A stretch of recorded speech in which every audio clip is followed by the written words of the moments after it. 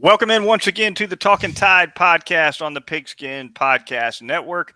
I am Chase Goodbread. I'm joined by Travis Reier, the longtime senior analyst at BamaOnline.com. You can catch the Talkin Tide podcast all over the pod waves, your favorite podcasting app, including Apple Podcasts.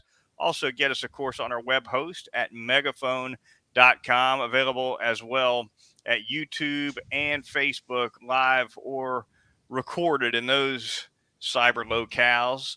Lots to get to on this edition of Talkin Tide. We are going to thank our sponsors really quickly, starting with Peterbrook Chocolatier of Tuscaloosa, North River Dental Associates, and finally DraftKings. And with that, Travis, we bring in some chatter about Alabama's 80-75 home win over Mississippi State, a big one for Nate Oates' team. They improved to 7-6, kind of over that 500 hump for the moment anyway in SEC play. And two things certainly jump out in this one, Travis. One, a big turnaround for Javon Quinterly, who we spoke about pretty extensively in our last podcast, and as well a toss, an ejection for Coach Nate Oates in that second half.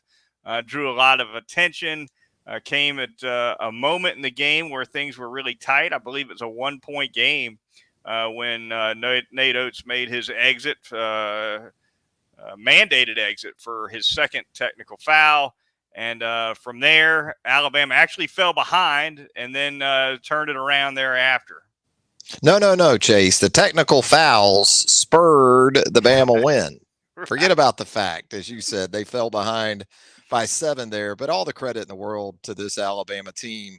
And you know who started it right? Started the comeback?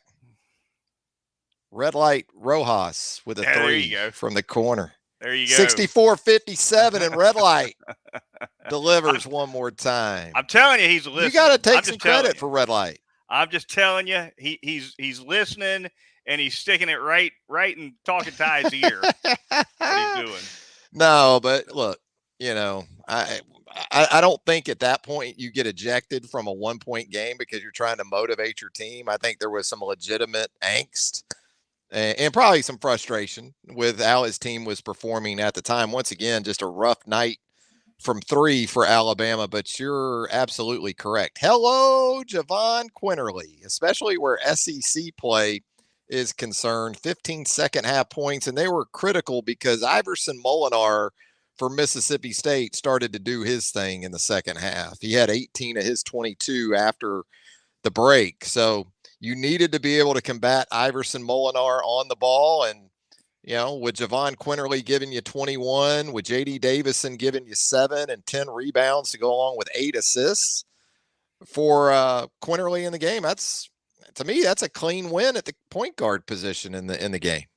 Big game for Quinterly for sure. As you said, 21 points total. He had an early 3-point shot from way deep, 25 feet probably, well behind the 3-point line. That kind of got him going, and 8 assists as well. He really distributed the ball effectively. The pick and roll with Bediako, the big guy, got Alabama some baskets as well. Probably the most effective I think we've seen Alabama in pick and roll in some time. And, of course, Quinterly also had a behind-the-back assist on a transition play to Shackelford, an alley-oop to Bediako. There was a lot to like about Quinterly's game. Hit another big 3 to open the second half. So he was a huge part of the offense on a night when collectively Alabama struggled again from the 3-point line. Travis, 6 out of 30, 20%. And couldn't buy a 3-pointer for the most part in the second half. Inexplicably, this team just struggles mightily to shoot the 3 at home in Southeastern Conference play. I think this is the 6th game in SEC play, 6th home game in SEC play in which they were under 25% from 3. It's just been an absolute struggle. But you know how you counter that. You get 44 points in the paint. And so they did a nice job in that regard. I think they were plus 14 in the game in the paint. They did a great job on the defensive backboards for the most part, won the rebounding battle by 12 or so. So good stuff elsewhere, which you have to have, and shot free throws well enough anyway. Yeah, Bediako ended up with 15 points and 6 block shots. A nice performance from him, especially offensively. One of his cleaner games for Alabama on the offensive end of the floor. J.D. Davison, really active as a rebounder, led the team in rebounds with 10. Travis, he can get up. There's no doubt about it. He's got a lot of hops around the rim. And it makes a big difference, I think, when he gets active on the boards. Alabama, see what else we have. Darius Miles, worth a mention as well, especially down the stretch. Kind of finished things off at the free throw line. Had 12 points for the game. Half of those 12 came pretty much in the last couple minutes on 4 free throws and a dunk. So Darius Miles. 3 steals as well for him. He contributed quite a bit as well. No doubt about it. Sometimes seeing a guy maybe take a bite out of your minutes does a guy good. And maybe that's what Darius Miles was starting to see with Jason Holt. But Miles has responded nicely here the last couple of games. And you're right. He was big kind of throughout the game, but certainly with the free throws and the way he was able to help Alabama close that game in impressive fashion. You give him a lot of credit. No question. Alabama entered the game, Travis, not to harp, not to beat the dead horse, ranked 301st in three-point percentage in the country. Now, for people who know, for our listeners who know more football than they do basketball, and I'm sure there's plenty of them, if you're ranked 301st in NCAA basketball and something, that's kind of like being ranked 101st in the FBS, right? It's pretty far down there, no question about it. But Alabama gets it done, as you said, with rebounding. They got it done on the defensive end of the floor. I thought they played, for the most part, pretty well on defense. Those are the things you got to do when you're not shooting well. Alabama is not shooting well at all of late. I know they did warm it up in the game previous to this one, but overall it's been a very cold stretch. And so defense and rebounding is where you got to make up the difference. 48-36 was that rebounding margin. As you noted, Alabama won that battle by 12 points. But sooner or later, this team's going to have to get a couple of guys hot from outside if it's going to have a season commensurate with the ability on the floor. Yeah, Shackelford takes the collar from deep, 0 for 6. But, if this means that maybe we're going to see more confidence from Javon Quinterly, especially with his shot, making 3 threes in this game, you kind of expect that Jaden a lot of nights is going to be better than 0 for 6, obviously. But no, I mean, Keon Ellis is another guy that's got to pick it up. He goes 0 for 7 from 3 in the win. So, you're kind of surviving some things. 0 for 8 from the field for Keon Ellis against Mississippi State. So you're kind of surviving some things these last couple of games. It was the 24 turnovers last Saturday that you were able to overcome in the tight win over Arkansas. The continued struggles from the field, shooting the basketball with an emphasis on the 3. You overcame that in the win over Mississippi State. And, fortunately for you, you had a team in Mississippi State that isn't, to start with, a very prolific 3-point shooting team, but went just 6 of 21 in its own right. And I'll say this for Alabama. I thought they did a better job defensively, not fouling as much. Mississippi State did shoot 19 free throws in the game, but 4 of those were off technicals, right? So you can take that right off the top of that number. So did a better job. Didn't have really guys in foul trouble. You saw Mississippi State with 3 or 4 guys with 4+ fouls in the game. So that's something you can build on as well. Yeah, 4 of those on Nate Oates, right? Put that right on the head coach when you're talking about technical free throws. No question about it. Nate Oates gets thrown out of this one, but Gene Hackman hands it off to Shooter. And, Charlie Henry was Shooter. Shooter Charlie. Hands it off to Shooter with about 7 minutes to go. Do you give Charlie the credit for the W? I mean, Tough spot that he You jumped in got there. to. Yes, Yeah. yes. No question. You give him Yeah. the credit. Ran a picket fence at him. I'll tell you this, when Charlie interviews for that next head coaching job, this will be brought up. Yeah. You yeah. know, I took over. So goes straight on the resume. Oh, top line. Goes in the mission objective, statement. Yeah, for sure. All right. Up next for Alabama, Travis, Crimson Tide will be traveling to Lexington. They're going to take on the Kentucky Wildcats. That will be Saturday, a noon Central tip-off, a CBS broadcast. Your thoughts on where Alabama's at right now going to Rupp Arena? Does Ty Washington play for Kentucky? That's my thoughts on Saturday. The outstanding freshman guard for the Wildcats, who was injured against Florida last Saturday or last weekend. Yeah, I guess it was Saturday. And tried to go against Tennessee on Tuesday night. That didn't go so well afterward. I don't even think John Calipari was all that excited or happy with himself in terms of utilizing Ty Washington in that game. But, I mean, Oscar Tshiebwe, you got to deal with in the post. You look at Alabama's last trip to Rupp. People have memories of that. Alabama just woodshedded Kentucky up there a year ago and just blitzed Kentucky in the paint. Got to the rim pretty much whenever they wanted to. Just an all-around clinic for Alabama up in Lexington last season, but an entirely different Kentucky team this time around. Kentucky's looking to avoid an 0-2 week. So I don't know if that's ideal for Alabama. But again, if Washington's limited or out altogether, I would say that certainly helps Alabama's chances in this one. And, a team that can breathe a little bit easier, because if you lose at home to Mississippi State on Wednesday night, and you got Kentucky on the road coming up, you're thinking psyche-wise for this team again of falling back into that 0-2 week rut, and they don't have to worry about that now. Yeah, as you mentioned, between Alabama's resounding win over Kentucky last year, plus the fact that, like you said, Kentucky's looking to avoid an 0-2 week, won't be any sneaking up on UK up there in Lexington. That's for sure. All right, the Talkin Tide podcast moving on, kind of a bonus edition of Talkin Tide here midweek as we talk Alabama-Mississippi State basketball. Going to thank our sponsors really quickly. First, by telling you about North River Dental Associates, and Dr. Jack Smalley does a great job. Professional team of dental hygienists over there at North River Dental, right off of Watermelon Road.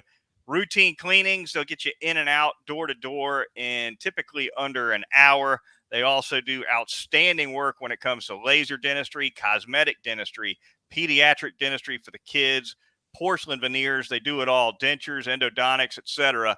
at North River Dental. The teeth whitening services, always popular. And, of course, they're also doing Botox and Juvederm treatments to tighten up those facial features at North River Dental. Give them a call at 752-3506 or go online for an appointment at northriverdentist.com. It's North River Dental Associates.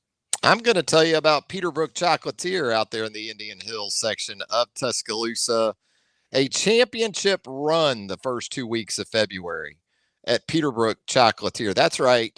The Tuscaloosa location of Peterbrook Chocolatier led all of Peterbrook's company stores, franchise company stores, for the first 2 weeks of February. Of course, we know that's really sort of the Super Bowl for chocolate stores like Peterbrook. And it was Peterbrook Tuscaloosa at the top of the heap, and can't thank the great customer base enough for that. The people of Tuscaloosa who for 15 years now have just gravitated towards the store.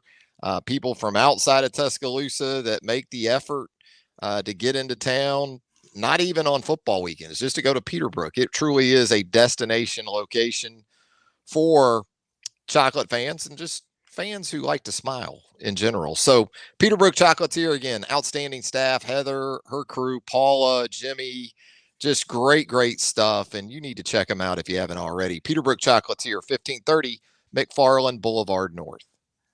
The local in-house champions of chocolate, as it were. Yeah. Knocking it out. Not every team in Tuscaloosa can claim that this year. That's right.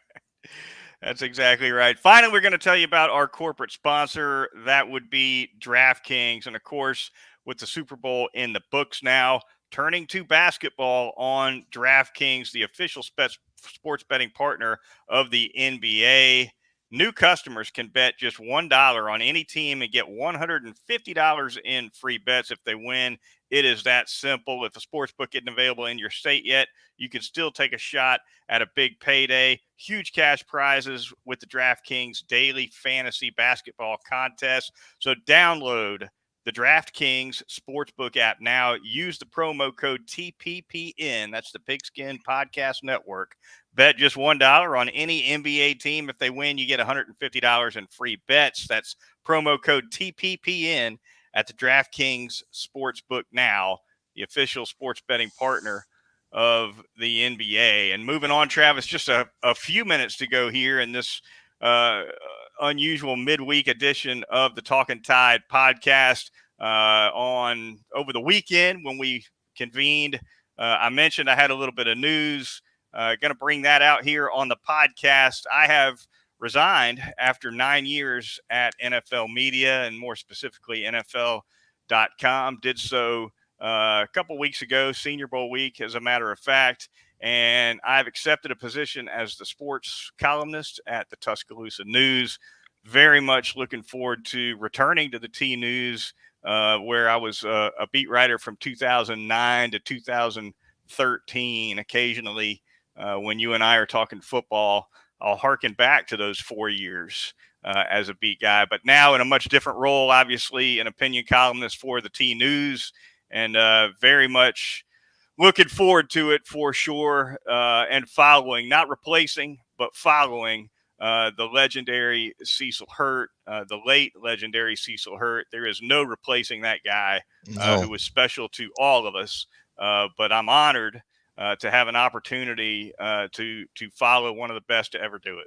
Yeah, and I consider myself a huge winner in all this because I certainly considered Cecil a great friend, along with being a colleague on the Alabama day-to-day beat, and going to have the same thing with Chase Goodbread in there. I think it's a big win for the Alabama fan base because, as you outlined, extensive experience. You understand the passion of this fan base extremely well. You understand the principal figures involved that you'll be covering on a day-to-day basis. And it's just, I think it's a great situation for everybody involved. I offer my sincerest congratulations as much as I can, given our relationship, Yeah, how we kind of go at it. But no, I mean, it's great stuff. It's outstanding. I think you're the perfect fit for that role and that position, and anxious for you to get started. And I'm very, very happy for the podcast too. I think it just, not that we needed more validation, in my opinion anyway, given the time that we've spent together and the time collectively that we've been around this football team, this athletic department. It's just a huge win. Thrilled about it. I'm very much excited for sure. Look forward to working with Tommy Dees. Once again, he, of course, was the sports editor of the Tuscaloosa News when I was there before. He is now still a sports editor in the Gannett Group, although he's got a little bit more oversight now. But I will be working with Tommy again, certainly looking forward to that. And I'm just going to try to bring as much raw honesty to this columnist position as I can, Travis. The same as I try to do here on Talkin Tide, the same as I try to do on Crimson Cover Television, on WVUA. Just try to bring as much raw honesty as possible, and call it like I see it. That's what, in my opinion, that's what the best columnists do, and that's what I'll be shooting for. Absolutely, and I totally anticipate that being the case. You'll be genuine. You'll be who you are, and I'm like everybody else. I'm happy and thrilled about it, and anxious to see your takes on a myriad of topics. Alabama basketball certainly up first, I'm sure, with duties. Although spring football, Alabama basketball needs more post up in their offense. My column. ... It could be coming. It could Yeah, be yeah, coming. yeah, Yeah. Yeah. yeah. Super Bowl. We'll jump into the Super Bowl real quick, Travis, before we get out of here. Rams 23, Bengals 20. You and I had a fine opportunity to actually watch the Super Bowl together. Had a great time with you and some of your family and friends checking out the game. It was a thriller once again. The Bengals had them 20-16, fairly late. Rams pull it out late. Pretty thrilling game altogether.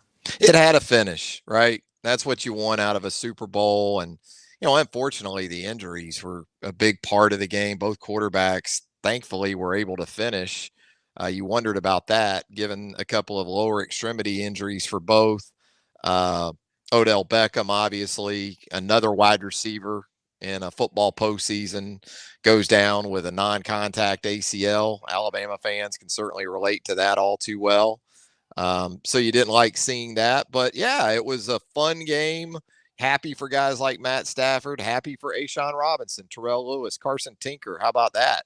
Sign as a practice squad member the week of the Super Bowl with the Rams. Yeah. Although Carson had been affiliated with the Rams prior, uh, earlier in the season, but yeah, good stuff. And now we go into an off season and a draft process where we'll certainly be talking a lot about Alabama guys in the coming weeks as we move into that late April draft.